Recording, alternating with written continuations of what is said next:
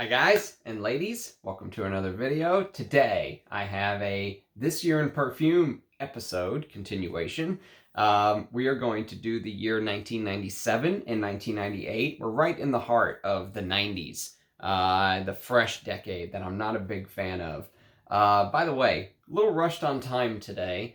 Shout out to my wife for remembering our anniversary. Thank you, honey. And I've got some perfumes here, by the way. 97, 98. I'm always worried about the 90s because it's not really my style of fragrances that I usually go for. That very fresh, very clean, easy to wear, which if you go by seasons is actually most of what happens in Texas. So I gave up trying to wear perfumes by season and I wear whatever I want. As an example of that, we're going to start with Scent of the Day. By the way, I'm going to skip some of the, main events that I usually do for the years. If you have some favorite movies or some favorite songs or events that took place in 1997, 1998, put them in the comments and we can kind of talk about them. But I'm going to skip that in the essence of time because I am a little bit rushed today. So I'm in high demand. What can I say? So first thing is first. We're going to do my Scent of the Day, which is all the way back from my favorite decade, 1984. This is a fragrance by the House of Davidoff, and it's called Davidoff. Basically, it's just called Davidoff, by Davidoff from 1984. And this is a spicy green fragrance that is long discontinued. This is only a 25 ml bottle. And if you are familiar with fragrances like Dior Jules, or if you're familiar with fragrances like Macassar by Rochas, this is in line with those. It has this very green, herbal, almost, classic 80s bitter green masculine opening because it has this Artemisia note. And the Artemisia mixes with basil. And those two notes create this very vintage 70s, 80s feel. And then what comes out underneath is my favorite part, the leather and the castoreum. And this has beautiful castoreum in it. It's a shame that these bottles are so hard to come by. It's a shame that I only have 25 ml of this juice. That being said, it's something that I cherish, I enjoy wearing, and even on a day like today, it's going to be in the 80s in Texas. This just works absolutely beautifully. So, Davidoff for men, that's my Scent of the Day. Now, let's get started with 1997 and 1998. 1998 has drastically more fragrances than 1997, but I wanted to kind of bunch them together because I want to hit every single year and not just do a video with 3 fragrances, which 1997 literally only has 3 fragrances. The first is a fragrance from the House of Yop. This is also a discontinued fragrance. This is a fragrance that is... when Lancaster Group was distributing the Yop fragrances, they also distribute Davidoff fragrances. I believe this is... this bottle is distributed by Lancaster. And so is this. This is a fragrance called What About Adam? I know the reflection is pretty bad, but I do have my little sock that's going around the light here. That should make things better. Once it arrives, the glare should be better. So this is What About Adam? Which I believe Yop did a previous fragrance they called All About Eve, and then they did What About Adam, which came out in 1997, and you can almost see, I don't know if you can see around the outside, but it does say distributed by Lancaster up there. And this is basically one of the most amazing fresh fragrances ever because this has this tomato leaf accord, which is completely underused in fragrances. This is so green and fresh and for somebody like me who says I don't like summer fresh fragrances, to say I absolutely love this fragrance tells you the execution, the way that this fragrance was actually made. And what they do is they start with this grapefruit, mint, and then fruity blackcurrant. So it's a little bit fresh and citrusy, and a little bit fruity from the blackcurrant, and then it goes to this green tomato leaf, which is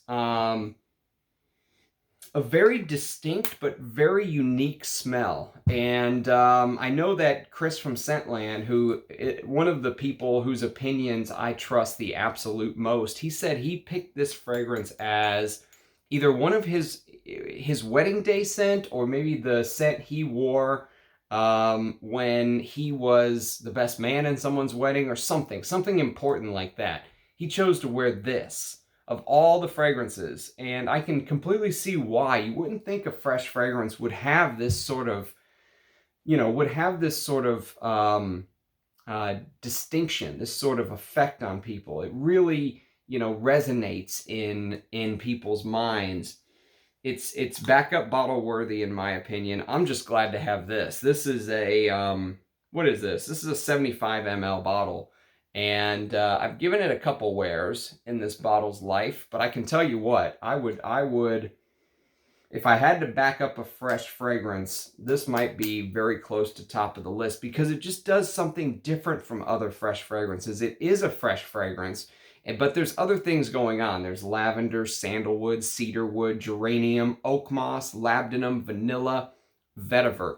And the labdanum and vanilla add this bass that there is a little bit of a heavy bass, but it's never too much. It's never shouting, it's never screaming.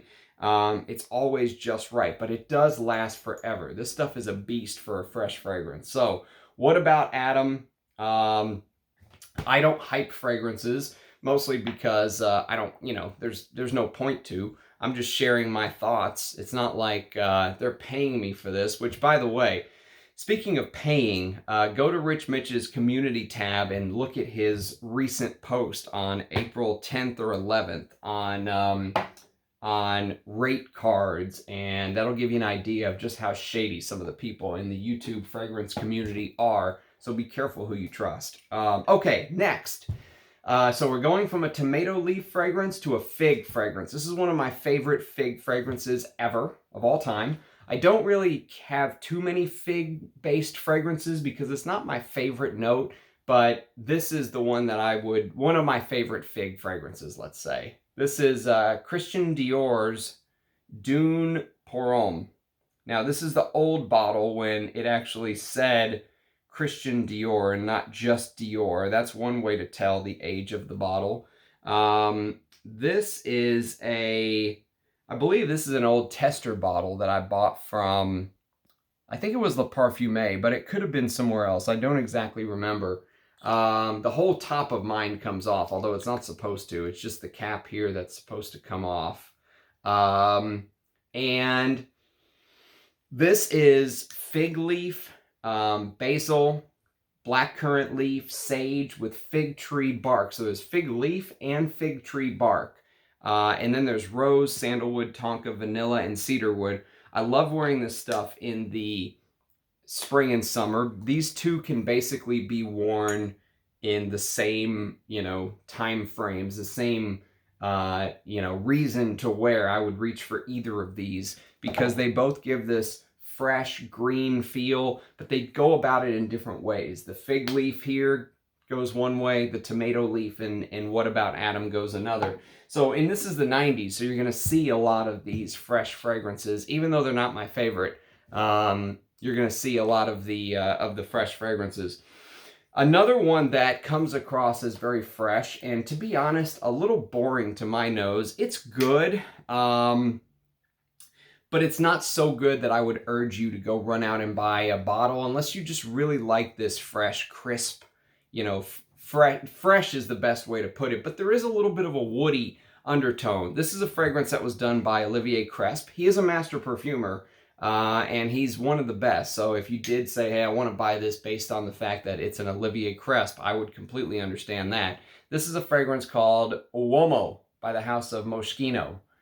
And you can see there's a question mark in the O.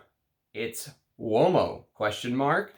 And the reason is that anyone could wear this fragrance. This is a fragrance that is completely unisex, in my opinion. There's the notes on the back. I don't know if you can see them very well. Here, I'll read them to you.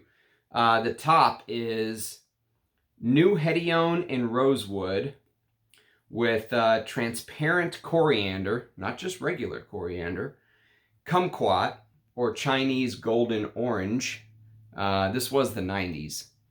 Cyclamen, cinnamon leaves, clary sage in the heart. The bottom is cedarwood, artemisia, new amber wood, which is probably some old school word for synthetic amber woods, and sunlight accord and musk. Sunlight accord is actually a pretty good way of describing this fragrance. It is very fresh, extremely versatile. It would make a good starter fragrance, let's say. If you were somebody that wanted to wear something that you could just reach for every day and not have to think, but you don't want to wear Sauvage or Bleu de Chanel or something like that because you wanted to be different, Uomo might be one to think about. But if you can get your hands on it and you have a little bigger budget, let's say, go for What About Adam or Dune Pour Homme. I prefer those two over Uomo Moschino. Okay, next we are going to go to the precious house of Hermes.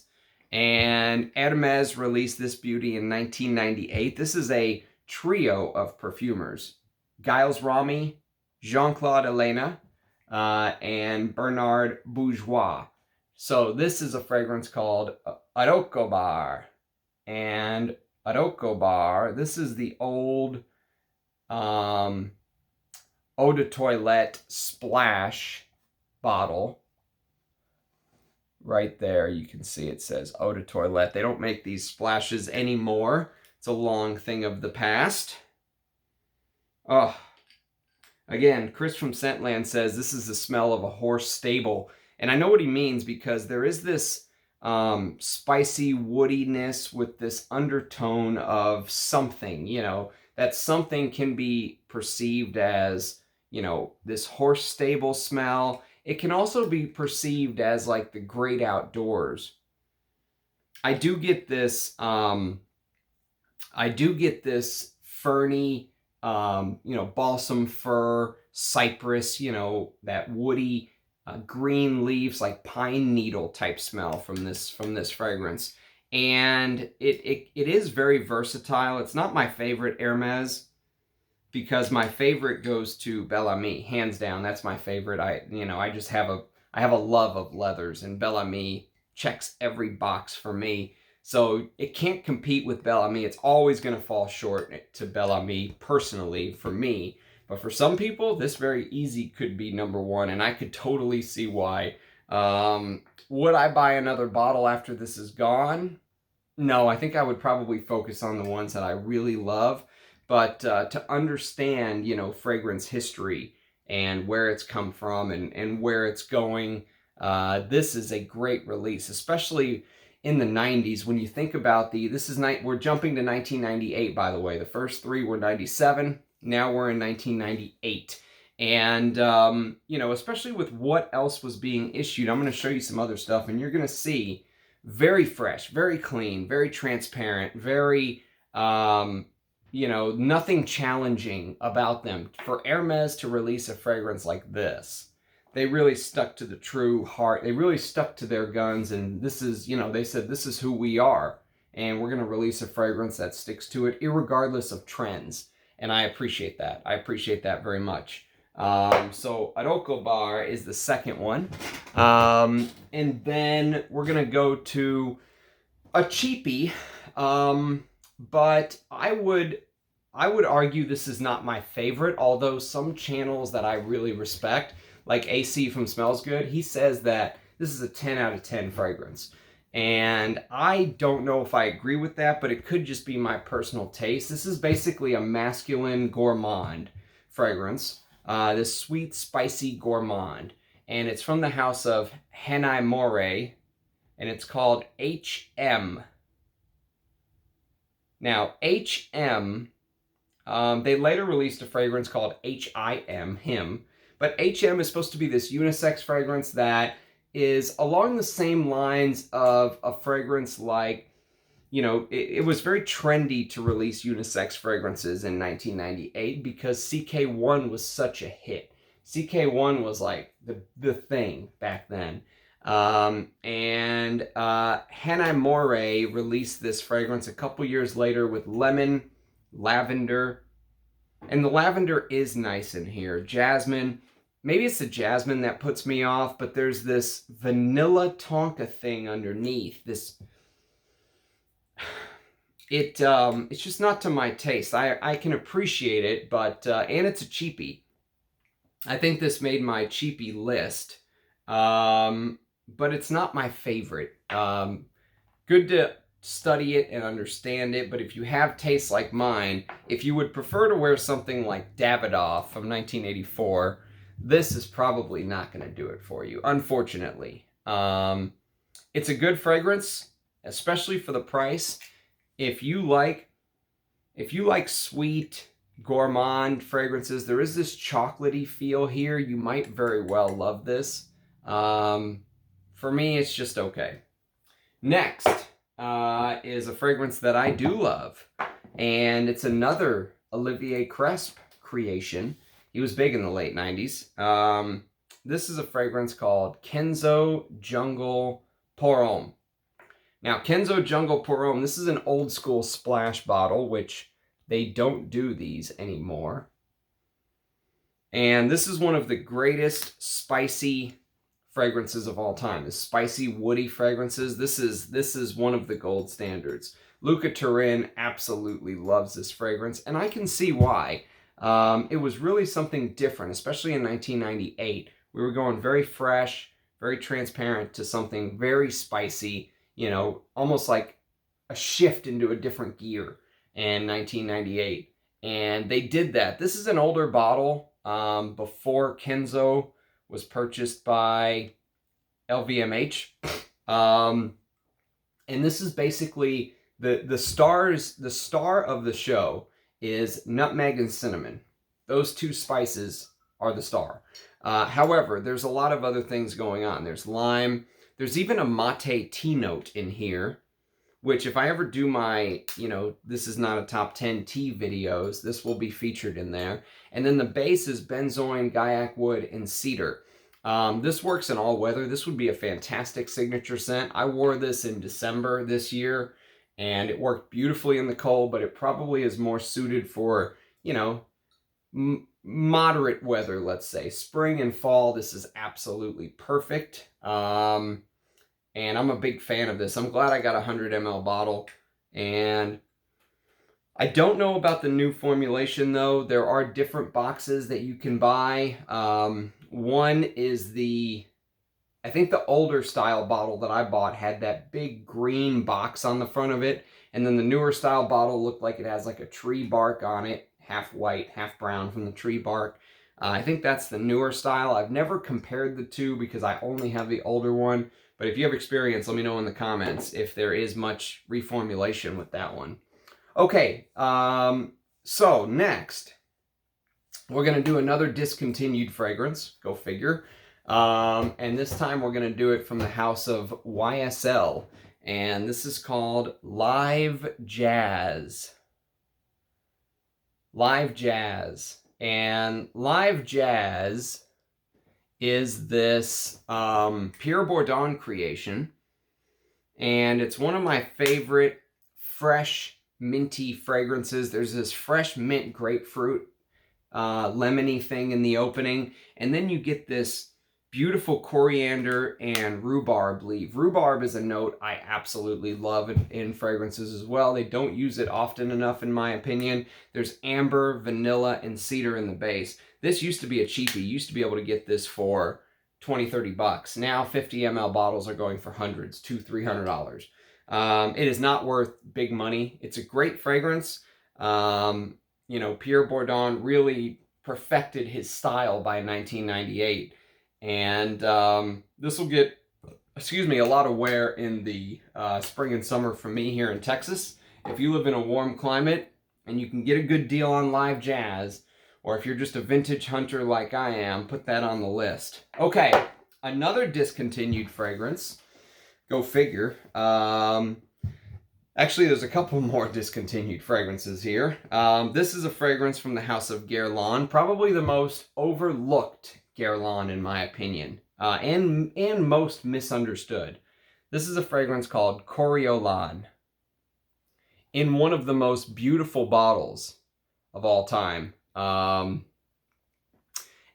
Coriolan is, there's a rumor out, I don't know how true it is, but there's a rumor out that there was a project called Centurion that Guerlain started to work on in the early to mid 80s, and Centurion 1 became Derby, and Centurion 2, which came out in 85, by the way. Derby came out in 1985. Centurion 2 ended up being this from 1998.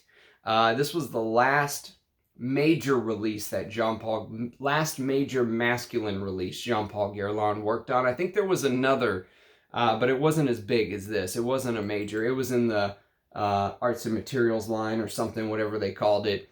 And this fragrance is just a fragrance that is released in the wrong time. It didn't fit into what was popular at that time, and it got discontinued a year later. But this basically has this bergamot, beautiful neroli, beautiful petitgrain and sage with basil, ginger, coriander, nutmeg, pepper, juniper, ylang ylang, benzoin, oak moss, leather, patchouli, and vetiver.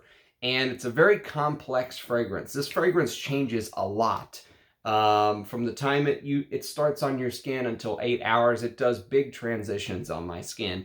And you almost get this, you know, earthy fennel-like smell. Almost like, you know, flowers. You also get this like you're smelling flowers growing out in a field. In Texas, we have like bluebonnets. And when you're in a bluebonnet field, you have this very specific, you know, wildflower smell because it's out in the field. There's other flowers mixed in. It's just beautiful. You get this perfect for spring and summer, in my opinion. Perfect for someone that wants to be, you know, mature, different, stand out from the crowd. Coriolan, and I should say, these bottles can still be had for a respectable price. Try to get one that's unsprayed because citruses are very important in this perfume. And if you get one with citruses that are starting to break down, it'll really ruin the scent for you. So if you can find, I found 2 bottles of this for under $100 a couple years back. If you can find bottles that are unsprayed, get it. It's an amazing fragrance. People are charging double, triple for a fragrance called L'Âme d'un Héros, I think, the spirit of a hero or something like that. And it's the exact same fragrance, basically, repackaged in the more expensive line. Guerlain loves doing that, but I like the original. And this is a gem of a fragrance to me. I think this is highly underrated. It's just a pleasure to own and wear a fragrance like that, honestly. Jean-Paul Guerlain, one of my favorite perfumers of all time. I don't care what they say about him. He had to work with other people. I mean, I don't care. To me, Jean-Paul Guerlain is, you know, he's one of my all-time favorites. Next, we're going to go to a flanker of a very popular and discontinued fragrance. This is also discontinued, by the way. It's a flanker of a fragrance called Sar by the house of Van Cleef Arpels, and it came out in 1998. The original Sar came out in 88 or 89, I can't remember. But end of the 80s SAR came out, and it's a very green, it's an oak moss bomb, basically. This is called Eau du SAR. And Eau du SAR is a flanker of SAR, obviously. This is a 50 ml bottle that I scored for a very respectable price. And Benoit Lapauza is the perfumer. I'm not too familiar with his work, but basically this is this citrusy, almost like this citrusy fresh fragrance, because, you know, there's very popular notes from the 90s mixed into this perfume. There's pineapple, there's grapefruit, and there's melon, like you get that fresh melon in Millésime Impérial or Arolfa or something like that. There's this very fresh melon note in Eau du SAR, but you also get some of the original SAR DNA. This is what a flanker used to be. It used to be, like, for example, yesterday I wore Jazz Prestige. If you go back to my video from yesterday, I talked a little bit about it as my scent of the day. And in Jazz Prestige, you really get that jazz undertone, the original jazz underneath it all, but you get this much more floral experience with amped up geranium and carnation and stuff like that. And there's a little bit of that here still. The flankers haven't completely flown off the handle and become their own thing yet. So here you can still almost detect SAR underneath it all, but it's really fresh and really easy to wear. There's still cardamom, caraway, lavender, patchouli, sandalwood, you know, stuff like that, vetiver. You get a much fresher, easier to wear fragrance. That's what the 90s were all about. This is kind of capping off one of the last few years of the 90s to me. I will wear this in the summer and spring whenever I want kind of that old school feel. But, you know, I don't really want to wear ZAR. Normally, I just prefer to wear ZAR, which I will wear in the heat. I don't care. I mean, I'll wear it. I think it works fine because there is a lot of oak moss. You know, there's a lot of stuff like that going on.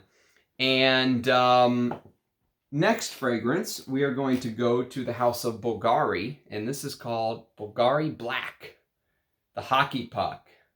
Now, Bulgari Black is an Annick Minardo. I talked about this on my Perfumer's Portfolio video. And Annick Minardo created this very original fragrance from 1998. This is very close, or very closely compared to a fragrance called from the house of Van Cleef and Arpels called Midnight in Paris.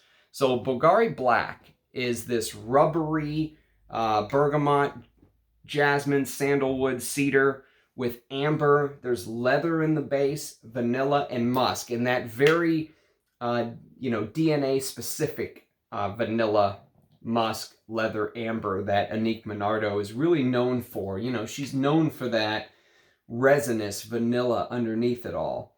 And here you get that, but it almost smells like you're smelling... It almost smells like you're smelling the start of, there is a L'Artisan fragrance called Zing. If you've ever smelled Zing, it has that very strange mixture of leather, almost like it's a Russian leather, but really touched up with a bunch of other things going on. And you get that here. It almost gives off this rubbery vibe, almost like you're touching the top of this piece right here around it, this rubber hockey puck. Fantastic fragrance. Discontinued, I believe, unfortunately. But if you can find a bottle, I would say still go for it. It's definitely worth it. And it's a fragrance that really marks a specific point in time in my mind. Okay, next we are going to go to, we're going to knock out a... we are going to knock out a fragrance that I only have a partial of, not even a partial, I only have a decant of, and that is a fragrance from the house of Davidoff, and it's called Good Life. This is a flanker, or a decant that Anoush sent me. I've been testing this. And this is a Pierre Bourdon creation, 1998. And actually, Eugene asked Anuj from Enchanté, who owns a perfume shop that specializes in older perfumes. They asked him, hey, if you could own a lot of bottles of one fragrance from the past, which one would it be? He said, Good Life. And I've been testing this, and I really like it. It's also a fig fragrance, kind of like I said, Dune Pour Homme is a fig-based fragrance from Christian Dior. Good Life is a fresh fig fragrance with melon. Pierre Bourdon really loved using that melon note in the 90s. Blackcurrant, grapefruit, bergamot, lavender, magnolia, violet, lemon, amber, clover, almond, cedarwood, and tea. Very refreshing, very comforting, very easy to wear, but it's not worth the $300-400 a bottle it's going for right now. It's just not. I mean, I love the fragrance, and I would totally own it at $100 a bottle. But $300-400? No, it's a little too rich for my blood. Next is a fragrance I wish I had a backup bottle of. It's that good. This is Gucci Envy for Men. Daniela Andrier created this. My God. This is when Tom Ford was the creative director. I wish I had bottles of this stuff. It's one of my favorite Gucci fragrances. This, Gucci Pour Homme 1, Gucci Pour Homme 2. I mean, they are just amazing. But I adore this fragrance, and I think you can wear it anytime. It has this beautiful rosewood, which I absolutely love rosewood. It's so smooth and elegant. I said yesterday it reminds me of my mom used to have this rosewood rosary that we would pray together around Easter time. And the rosewood reminds me of that rosary had a very distinct smell when you would take it out of the box. And you get this rosewood, coriander, mandarin orange, and pepper with carnation, jasmine, rose, and sandalwood. And then the base is leather, patchouli, vanilla, and vetiver. It's such a great fragrance. It's so complex. It smells also like there's something a little bit smoky underneath it all. There's this smokiness, like there's frankincense in there, but there really isn't any. Fantastic fragrance. And to think, this was a designer. This was a designer fragrance. It's absolutely amazing. Speaking of designers that are absolutely amazing, I wore this as my scent of the day the other day when we went out for our birthdays. This is a fragrance called By Man by Dolce & Gabbana. My God. This is one of the best lavender fragrances of all time. I also mentioned this yesterday when I talked about Alberto Morillas, because I think this is an Alberto Morillas creation. It is nutmeg leaf, pepper, lavender, artemisia, amber, guaiac wood, and leather, but there's this underscore syntheticness like ambroxan, hedione. There's a couple of these definite synthetic elements listed. And you do smell it. It helps with the projection. It helps with the reach. But the lavender in this is... it's absolutely perfect. It's one of my favorite lavenders ever. I can understand why bottles are going for $600 a bottle. Don't pay that. I mean, you are part of the problem if you pay $600 a bottle for this. I'll tell you that. It's good, but it's not that good. And this is the short ingredient list. I mean, I understand why someone would do that if they love this, they got it, they wore it, they can't get it anymore, and there's nothing else like it.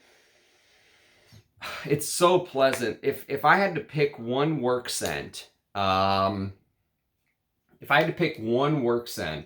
that you could wear in spring and summer in Texas and be professional and masculine and stand out and all that good stuff, it would be By Man. Now, if I could pick one work scent that would say, I'm here and you're here, and, you know, I want to keep my space from you because I'm your boss and don't talk to me. I don't want to fraternize with the help. It would be Darby. Darby is an absolute just, hey, I am the boss and I control the room kind of thing, to me anyways. Okay, next we're going to do a couple Boucheron fragrances, and they're both Jaipur. One is the Eau de Parfum, which is right here. These are also Annick Minardo creations, by the way. A sensual, modern, spicy oriental fragrance. A fresh opening, followed by a spicy accord, softened by an intense and woody signature. Either way, I love this fragrance. I think this is one of the best bang for your bucks you can buy. There's also an EDT, which came out later, which is usually the other way around. Usually there's an EDT first, then an EDP. So the EDP came out first, and then the EDT came out. This is a vintage, by the way, when it was Boucheron Corp Inc. And there's some notes here. Bergamot, heliotrope wood, which I don't know what that is. Vanilla, nutmeg, cinnamon, clove, amber. Maybe they're saying heliotrope and woods. But I promised a comparison video for you guys, and I will do one day, I promise. I'll do an EDT, EDP comparison soon. Now, new fragrance to the list, and this came up in my haul video yesterday or the day before. And this is a creation by the house, or by the perfumer Gerard Antony, one of my favorite vintage perfumers of all time. This is a fragrance by Salvador, the house of Salvador Dali, and this is called Le Soleil Homme. You can see it right there, Le Soleil Homme. Now, Le Soleil Homme, the sad sun.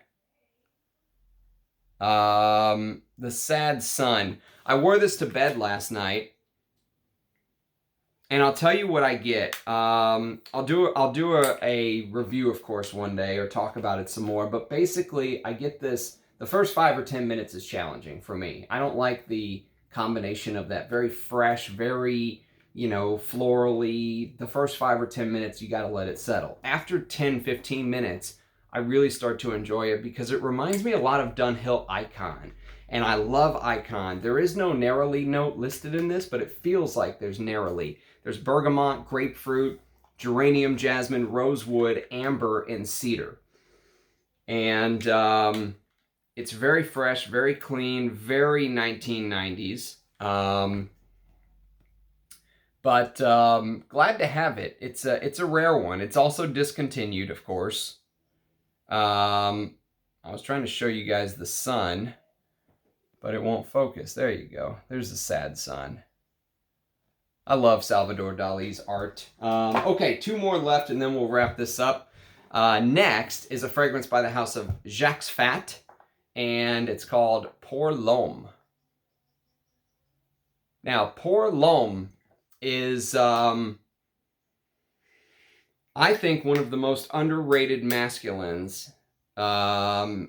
One of the most underrated masculines based on the complexity and the quality of the ingredients. This is discontinued, of course, and there's multiple versions. If you get the newer version with the gunmetal cap that says the name around it, I've never tested that.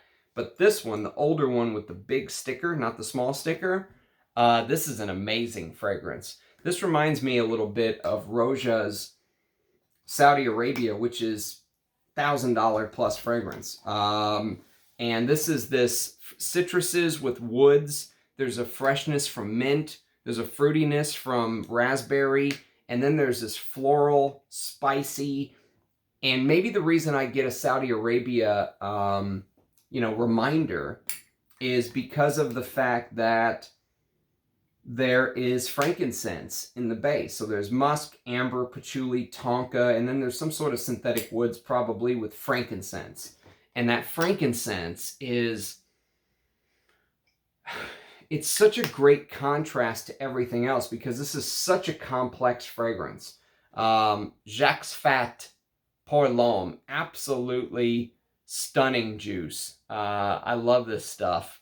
And I think it's highly underrated. Very glad to have a bottle. Very glad. And then the last one is one that got highlighted on my discontinued list that I did, Ramsey's Ramblings. Thank you, Rachel, by the way. Sorry I gave Heinke credit for your name, but I do love it. Ramsey's Ramblings on Discontinued Fragrances. And there's a ram in there, so there you go. This is called Amouage Silver Crystal. And look at that packaging with the felt. I love their old logo. Everything about this is basically premium. The bottle is an absolute piece of art in and of itself. But long story short, is Amouage Silver Crystal Man is focusing on the note of silver frankincense, okay? And silver frankincense is the star here. And that's actually the star of Oman's, or Amouage's perfume. They're a perfume house from Oman. Silver frankincense is their most precious ingredient. Also, something else you should know.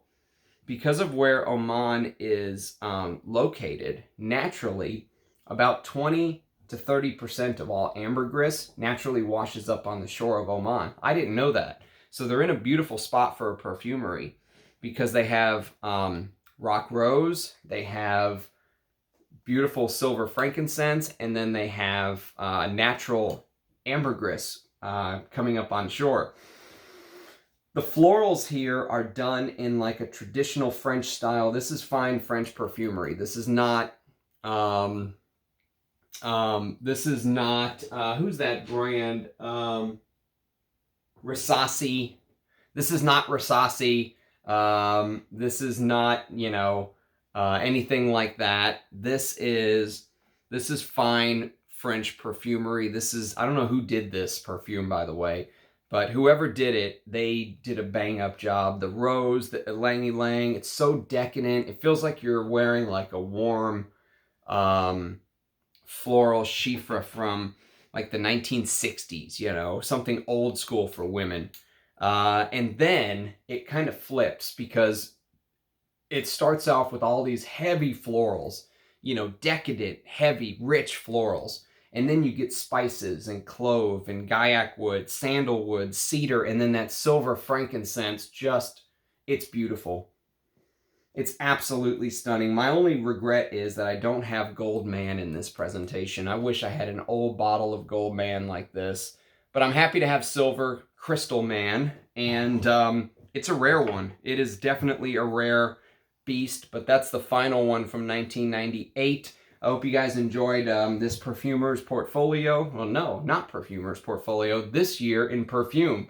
Let me know what some of your favorite events or what some of your favorite, you know, songs, movies were from 1997, 1998. And really appreciate you sharing some time with me. I enjoy interacting with you guys in the comments, so please leave a message. Let me know what you think. I will respond. My goal is to respond to every single message left. Unless it's spam. Whoever the people that keep leaving these spam messages in Spanish, I won't respond to you, but everyone else I will respond to. So leave me a message. Let me know what your thoughts are. And if you get a chance, a like and a comment is always appreciated. Or a like and a subscription. It helps me compete with the big boys that don't love perfume as much as me. But of course you don't have to. I won't twist your arm if you don't feel like and a subscription, but it does help me. It helps the channel. You know, if you want true perfume lovers to move up the YouTube algorithms, give me a like and a subscription. So cheers. Thanks for watching, and I'll see you again next time. Bye guys.